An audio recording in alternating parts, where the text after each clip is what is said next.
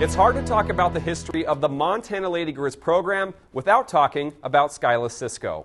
The Malta native was one of many Montana born and bred athletes recruited by Robin Selvig. Griz fans remember her as the fiercely competitive and scrappy point guard for UM in the mid-1990s who helped lead the program to 4 NCAA tournaments. She also became the first 4-time All-Big Sky player in Lady Griz history.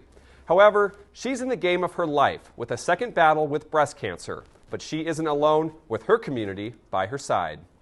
I know what I think, and that's far more important. I know I'm going to get through it. In 2021, Sisco was part of a star-studded class inducted into the Grizzly Sports Hall of Fame, the final cherry on top of a magical career. But off the court, Sisco has been forced to be a fighter in a much more serious game. In 2019, Sisco was diagnosed with stage 1 breast cancer. And after a few surgeries, some chemo, and a lot of radiation, the problem appeared solved. But in late 2022, the cancer reared its head again. This November, I thought I had a spider bite. It was very strange. Went to the oncologist and it had come back. Pretty much the same cancer, but unfortunately at this point it was further advanced. Sisco was diagnosed with late-stage inflammatory breast cancer, one that had spread not to her organs, but within her lymph system. Ever the athlete, it was about being productive and moving on to the solution and carefully finding treatment while also remaining optimistic. You started to want to get in the gym, like,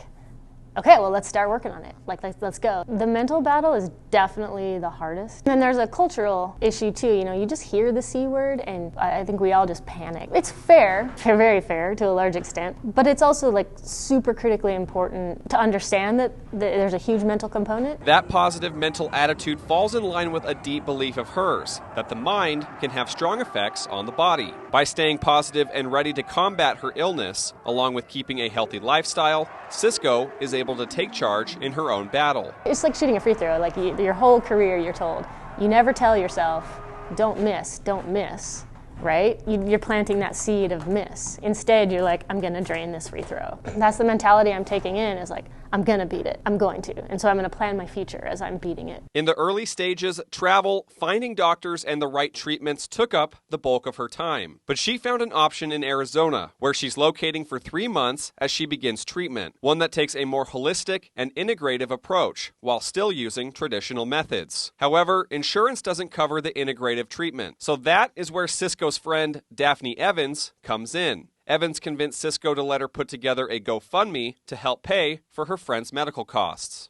It's been amazing to be able to help someone like Skyla, who's helped so many other people. Just grateful that she was willing to let us all pitch in and help her get through this treatment. I think this treatment is exactly what she needs, and if we all stick together and send positive energy her way for 3 months, that she'll get through this no problem. The GoFundMe started modestly. You know, the first couple were my parents, so I was like, well, that's awesome, that's great. But quickly, it began to gain traction, to where it's now over 6 figures, with donations coming from everywhere to help someone who has been a community staple, whether it's in club sports or as a business owner. All of that community involvement has come back to her when she needs it most. Physically, I almost felt like I was having a heart attack. Like there was so much gratitude and love in what people were writing. I felt like either my heart was going to burst or I was going to grow a second one, because there was just no room for it. And so thanks seems silly. Like I want to say thank you to Missoula, but that just seems so inadequate and like that's not going to work. But I'm very grateful, and I'll pay it forward somehow. As she embarks on this next challenge, there's no question where her mind is in the face of this adversity. Like as low as you can get with somebody giving you this diagnosis, which is pretty low, and to go from that complete low to this like utter high of like, oh my God, this many people care about me? Man, everyone should get to experience that in their life. It's just easy to forget that you're loved. And wow, it's very hard to forget you're loved when you see all of that amazing support. Reporting in Missoula, Kyle Hansen, MTN Sports.